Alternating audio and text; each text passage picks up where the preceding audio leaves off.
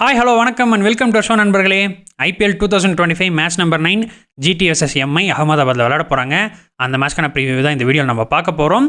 இந்த ரெண்டு டீமே அவங்களோட ஃபர்ஸ்ட் கேமை லூஸ் பண்ணியிருக்காங்க. பட் ரொம்பவே க்ளோஸான கேமாக தான் எடுத்துகிட்டு போய் ரெண்டு பேரும் லூஸ் பண்ணியிருக்காங்க. ஜிடி இந்த சீசனை ஹோமில் ஒரு லாஸோட ஸ்டார்ட் பண்ணியிருக்காங்க. டாஸ் வின் பண்ணி பவுலிங் எடுத்தாங்க, ஒரு நல்ல decision. But Punjab Kings batsman இங்கே ரொம்பவே நல்லா ஆடிட்டு போயிருக்காங்க. பிரியன் ஷாரியா ஒரு ஸ்ப்ளெண்டிட் ஸ்டார்ட் கொடுத்தாரு. அதுக்கப்புறம் ஜிடி பவுலர்ஸ் கொஞ்சம் விக்கெட்ஸ் எடுத்து கேமுக்குள்ளே வந்தாங்க. தென் அகைன் ஸ்ரேயஸ் ஐயர் ஒரு இம்பெக்கபிள் நாக் ஆடினார். ஜிடியோட பவுலர்ஸை ஆல் அரௌண்ட் பார்க் போட்டு ஒரு சாத்திட்டாரு. தென் அதுக்கப்புறமும் லேட்டர் இந்த இன்னிங்ஸ் சஷங்க் சிங் வந்து ஒரு எக்ஸ்ட்ரானரி கேமி ஆடி கொடுத்துட்டு போனார். இங்கே நாம் ஸ்ரேயஸ் ஐயரை நிறைய பாராட்டியே ஆகணும். வை பிகாஸ் அவரோட அந்த 97 நாக்கு மட்டும் இல்லாமல் ஆஸ் அ லீடராக ஆஸ் அ கேப்டனாக அவரோட செஞ்சுரியை பற்றி கவலைப்படாமல் அந்த லாஸ்ட் ஓவரில் என்னோடய செஞ்சுரியை பற்றி கவலைப்பட வேணாம், நீ ரன்ஸுக்கு போ, பவுண்ட்ரிஸ் ஆடு அப்படின்னு சஷங்க் சிங்கை மோட்டிவேட் பண்ணி அவருக்கு ஒரு ஃப்ரீடம் கொடுத்து ஆட வச்சுருக்காரு. அவரும் சஷங்க் சிங்கும் அந்த கடைசி ஓவரில் 20+ ரன்ஸ் அடித்து விளாசினார். அல்டிமேட்லி அதுதான் அந்த மேட்சை வின் பண்ணுறதுக்கு ரொம்பவே ஹெல்ப்ஃபுல்லாக இருந்தது. ஸோ ஸ்ரேயஸ் ஐயர் அவரோட பர்சனல் ரெக்கார்ட்ஸை பற்றி கவலைப்படாமல் டீமுக்கு என்ன வேணும் அதுதான் முக்கியம்னு அதுக்கேற்ற மாதிரி ஆடி இருக்காரு. ஸோ அதுக்கு நாம் அவருக்கு நிறைய கிரெடிட்ஸ் கொடுத்தே ஆகணும். அண்ட் ஜிடியோட பவுலர்ஸ்க்கும் இங்கே என்ன பண்ணுறதுனே தெரியல. பஞ்சாபோட பேட்ஸ்க்கு அவங்ககிட்ட பதிலே இல்லை, ரொம்பவே க்ளூலஸாக இருந்தாங்க. அண்ட் இன் ரிட்டன் ஜிடி சேசிங்கில் என்ன பண்ணாங்கன்னு பார்த்தோம்னா அவங்களும் நல்லாவே ஸ்டார்ட் பண்ணாங்க. அவங்களோட டாப் ஆர்டர் நாங்கள் ஏன் டேஞ்சரஸ், எவ்வளோ டேஞ்சரஸ் அப்படிங்கிறத ஒன்ஸ் அகைன் ப்ரூவ் பண்ணியிருக்காங்க. நான் போன ப்ரீவியூலேயே சொல்லியிருந்தேன், இந்த 3 பேட்ஸ்மேனையும் எர்லியாக அவுட் பண்ணல அப்படின்னா கேம் ரொம்பவே க்ளோஸாக போகணும். அதே மாதிரி தான் க்ளோஸாக போச்சு. இந்த 3 பேட்ஸ்மேனும் ஆல்மோஸ்ட் அவங்களோட ஜாபை பண்ணி முடிச்சிட்டாங்க. இந்த 3 பேரில் யாராவது ஒருத்தர் இன்னொரு கப்பல் ஆஃப் ஓவர்ஸ் நின்று ஆடி இருந்தாங்கன்னா கூட டெஃபினட்டாக ஜிடி இந்த கேமை வின் பண்ணியிருப்பாங்க. தென் அதுக்கப்புறம் நம்பர் 4லையும் ஷர்ஃபன் ரதர்ஃபோர்டு வந்து ஒரு சில எக்ஸ்ட்ரானரி ஷாட்ஸ் ஆடினார். நான் இந்த டாப் 3 பற்றி மட்டும் தான் பேசியிருந்தேன். பட் இவங்க 3 பேர் மட்டும் இல்லை, நம்பர் 4ல் நானும் இருக்கேன், நானுமே டேஞ்சரஸ் தான். இந்த 3 பேர் மட்டும் இல்லை, என்னோட சேர்த்து எங்கள் 4 பேர் விக்கெட்டையும் எடுத்தால் மட்டும்தான் ஆப்போனன்ட்ஸ் விக்டரியை ஸ்மெல் பண்ண முடியும் அப்படின்ற மாதிரி ஒரு ஸ்டேட்மெண்ட் கொடுக்குற மாதிரி ஒரு நல்ல நாக்கை தான் அவரும் ஆடி கொடுத்துட்டு போயிருக்காரு. ஸோ ஒரு ராக் சாலிட் ரொம்பவே டேஞ்சரஸான ஒரு டாப் 4 தான் ஜிடி வச்சிருக்காங்க. ஆப்போசிஷன் பவுலர்ஸ்க்கு இந்த 4 பேட்ஸ்மேனும் நிறைய தலைவலி இந்த சீசன் ஃபுல்லாக கொடுக்க போகிறாங்க. And at the same time Vijaykumar வைஷாக்கும் இங்கே நம்ம நிறைய கிரெடிட்ஸ் கொடுத்தே ஆகணும். இம்பாக்ட் பிளேயராக வந்து ஒரு கேம் சேஞ்சிங் ஸ்பெல் போட்டார், நிறைய யாக்கர்ஸ் நெயில் பண்ணார், நிறைய வைடர் டெலிவரிஸ் போட்டார், ப்ரெஷரையும் நிறைய கிரியேட் பண்ணார். தென் அவருக்கு அப்புறம் யான்சன், ஹர்ஷ்தீப் இவங்களும் வந்து நிறைய யாக்கர்ஸ் நெயில் பண்ணி கம்ஃபர்டபுளாக இந்த டோட்டலில் டிஃபெண்ட் பண்ணியிருக்காங்க. ஒரு நல்ல டிஸ்பிளே ஆஃப் டெத் பவுலிங்கை இங்கே பஞ்சாப் பவுலர்ஸ் காமிச்சிருக்காங்க. ஜிடி இந்த சேஸில் தப்பு பண்ணாங்கன்ற மாதிரிலாம் எதுவுமே இல்லை. பட் பஞ்சாபோட பவுலர்ஸ் இங்கே ரொம்பவே நல்லா போட்டிருக்காங்க, அதை அக்ரி பண்ணிக்கிட்டு தான் ஆகணும். ஜிடியை பொறுத்த வரைக்கும் அந்த மேட்ச்சில் நிறைய பாசிட்டிவ்ஸ் இருக்குது. அண்ட் இந்த மேட்ச், இந்த எம்ஐ மேட்ச்க்கும் அவங்க நிறைய பாசிட்டிவ் இன்டென்ட்டோட வரணும். இந்த மேட்ச்சில் அவங்களோட ஃபஸ்ட் வினை ரெஜிஸ்டர் பண்ணுறதுக்கு அவங்க பார்க்கணும். தென் மும்பைன்னு பார்த்தோம்னா அவங்களுக்கு ஒரு நல்ல ஸ்டார்ட் கிடைக்கல. வழக்கம் போல் 8th first game of the சீசனை லூஸ் பண்ணியிருக்காங்க. பாண்டியா அண்ட் பும்ரா இல்லாதது அவங்களுக்கு ஒரு மிகப்பெரிய செட்பேக்காக இருந்தது. இருந்தாலும் அந்த மேட்ச்சில் ஒரு நல்ல ஃபைட் பேக்கை காமிச்சாங்க. ஆல்மோஸ்ட் அந்த மேட்சை கடைசி ஓவர் வரைக்கும் ட்ராக் பண்ணி இழுத்துட்டு வந்துட்டாங்க. விக்னேஷ் புத்தூர் அப்படிங்கிற ஒரு ஜெம்மை அன்அர்த் பண்ணியிருக்காங்க. எம்ஐ நம்ம எல்லாருக்குமே தெரியும், they're known for their talent scouting. அதே மாதிரி அவர் எடுத்துகிட்டு வந்தாங்க, அவரை பேக் பண்ணாங்க, ட்ரெயின் பண்ணாங்க, அவர் மேலே ஃபெய்த்தை காமிச்சாங்க. ஒரு எக்ஸ்பீரியன்ஸ்ட் சிஎஸ்கே பேட்டிங் லைனை அகைன்ஸ்டாக அவரை போட வச்சாங்க. அண்ட் அவரும் அதுக்கேற்ற மாதிரி அந்த மேட்ச்சில் டெலிவரும் பண்ணார். பேட்டிங் வைஸ்னு பார்த்தா எம்ஐக்கு ஒரு நல்ல ஸ்டார்ட் கிடைக்கவே இல்லை. அவங்களோட எந்த பேட்ஸ்மேனாலையும் ஒரு நல்ல இன்னிங்ஸ் ஆடவே முடியல. ஸ்கையன் திலக்கர்மா ஒரு பார்ட்னர்ஷிப்பில் போயிட்டு இருந்தாங்க. பட் அவங்களாலையும் அதை பெருசாக கன்வெர்ட் பண்ண முடியல. சிஎஸ்கேவோட ஸ்பின்னர்ஸ் அந்த மேட்ச்சில் ரொம்பவே நல்லா போட்டாங்க. எம்ஐனால ஒரு 155 ரன்ஸ் தான் மேனேஜ் பண்ண முடிஞ்சது. தென் அடுத்த இன்னிங்ஸ்லையும் எம்ஐக்கு ஒரு நல்ல ஸ்டார்ட் கிடைக்கல. ருத்ராஜ் அவங்களை கம்ப்ளீட்டாக அவுட் ப்ளே பண்ணிட்டு போயிட்டாரு. ஒரு நல்ல இன்னிங்ஸ் ஆடி கொடுத்து சிஎஸ்கேக்கு சேசிங் ஈஸியாக கொடுத்துட்டு போயிட்டாரு. பட் ஸ்டில் எம்ஐயோட ஸ்பின்னர்ஸ் நல்லாவே போட்டாங்க.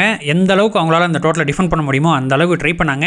எம்ஐ ஒரு 15-20 ரன்ஸ் எக்ஸ்ட்ராவை எடுத்திருந்தாங்க.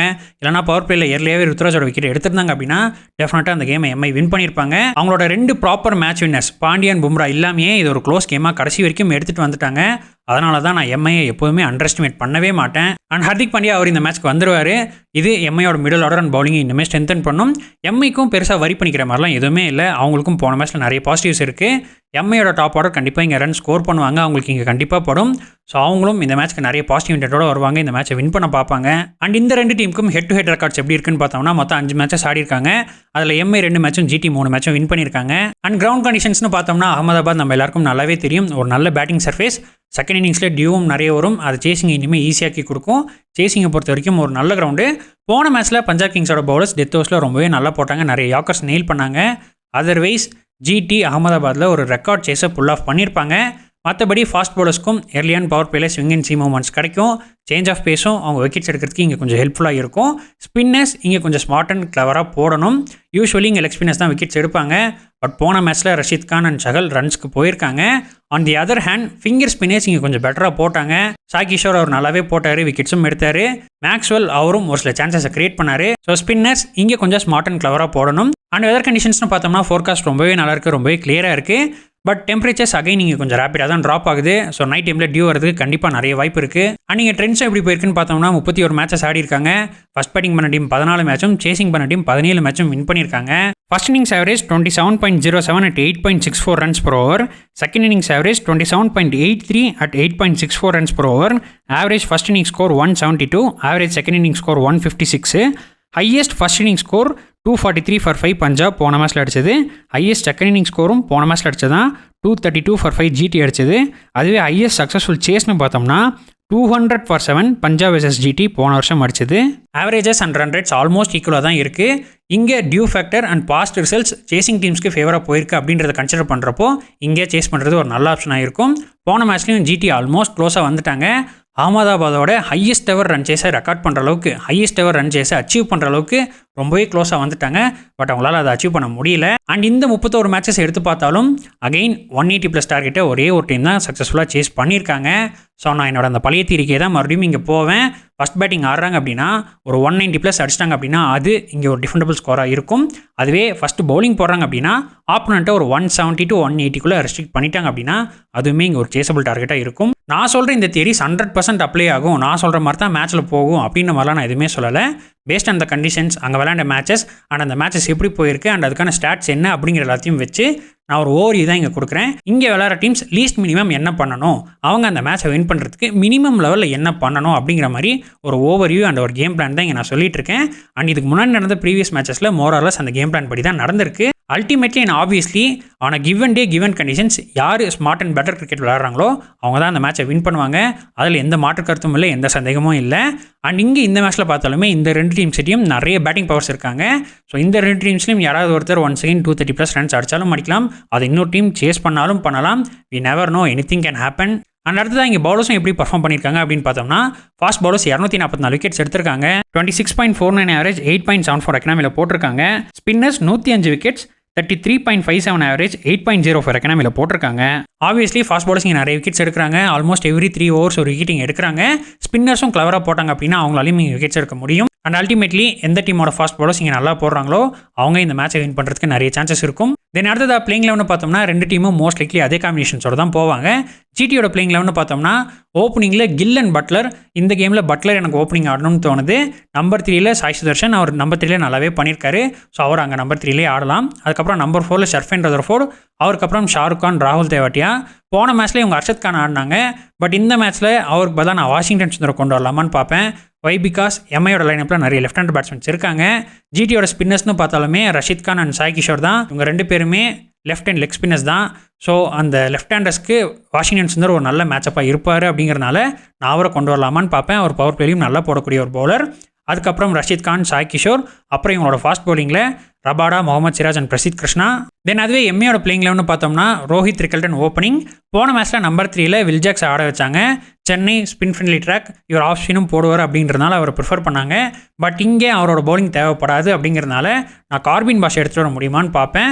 அதுக்கப்புறம் திலக் வர்மா, ஸ்கை, ஹர்திக் பாண்டியா அவர் திரும்பி வந்துடுவார். அதுக்கப்புறம் Robin Minz, Naman Dhir, Mitchell Santner, Deepak Chahar, Boult, அப்புறம் இவங்களோட இம்பாக்ட் பிளேயர் விக்னேஷ் புத்தூர். அவர் நல்லாவே போட்டிருக்காரு.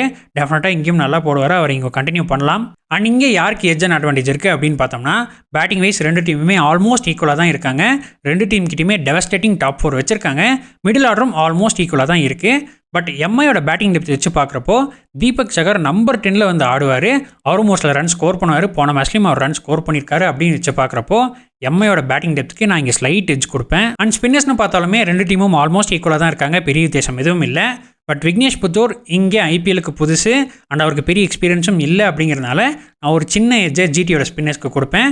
விக்னேஷ் புத்தூர் இங்கே நல்லா போடணும்னு நான் எதிர்பார்ப்பேன். போன மேட்ச் சென்னையில் ஸ்பின் ஃப்ரெண்ட்லி கண்டிஷன்ஸில் ரொம்பவே நல்லா போட்டார். பட் இங்கே கண்டிஷன்ஸ் என்டையர்லி டிஃப்ரெண்ட். அவர் நிறைய ஸ்கில் செட்ஸ் வச்சிருக்காரு, நல்ல வேரியேஷன்ஸ் வச்சிருக்காரு.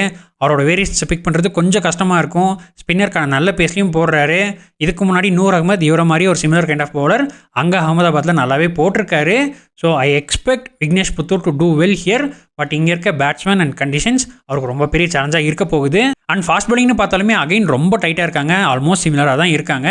பட் நியூ பாலில் தீபக் சகர் அண்ட் ட்ரெண்ட் போல்ட் 2 பேருமே கொஞ்சம் டேஞ்சரஸாக இருப்பாங்க. டெஃபினட்டாக இந்த ஜிடி டாப் ஆர்டரோட விக்கெட்ஸை 1 or 2 விக்கெட்ஸை பவர் பிளேயில் அவங்களால எடுக்க முடியும்.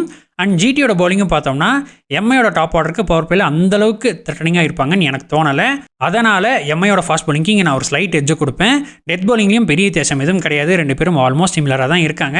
ஸோ ஓவராலாக எம்ஐக்கு தான் இங்கே அப்பர் ஹேண்ட் இருக்குது with very slight edge. Winning percentage போடுங்க ப்ரோ அப்படின்னு கமெண்ட்ஸில் கேட்டிருந்தீங்க. இங்கே இருக்க கண்டிஷன்ஸ் அண்ட் காம்பினேஷன்ஸ் வச்சு பார்க்குறப்போ எம்ஐக்கு 52%, ஜிடிக்கு 48% வின்னிங் சான்ஸும் இருக்குது. எப்படி இந்த மேட்ச் போகுதுன்றதை பார்ப்போம். அண்ட் எம்ஐ இந்த மேட்சை வின் பண்ணுறதுக்கு ஃபஸ்ட் பேட்டிங் ஆடுறாங்க அப்படின்னா ஒரு 190+ அடிச்சிட்டாங்க அப்படின்னா அதை அவங்களால டிஃபெண்ட் பண்ண முடியும். அதே ஃபஸ்ட் பவுலிங் போடுறாங்க அப்படின்னா ஜிடியை ஒரு 180க்குள்ளே ரெஸ்ட்ரிக்ட் பண்ணிட்டாங்க அப்படின்னா அதை அவங்களால சேஸ் பண்ண முடியும். அண்ட் அதுவே ஜிடி இந்த மேட்சை வின் பண்ணுறதுக்கு ஃபஸ்ட் பேட்டிங் ஆடுறாங்க அப்படின்னா ஒரு 200+ அடிச்சிட்டாங்க அப்படின்னா அதை அவங்களால டிஃபெண்ட் பண்ண முடியும்.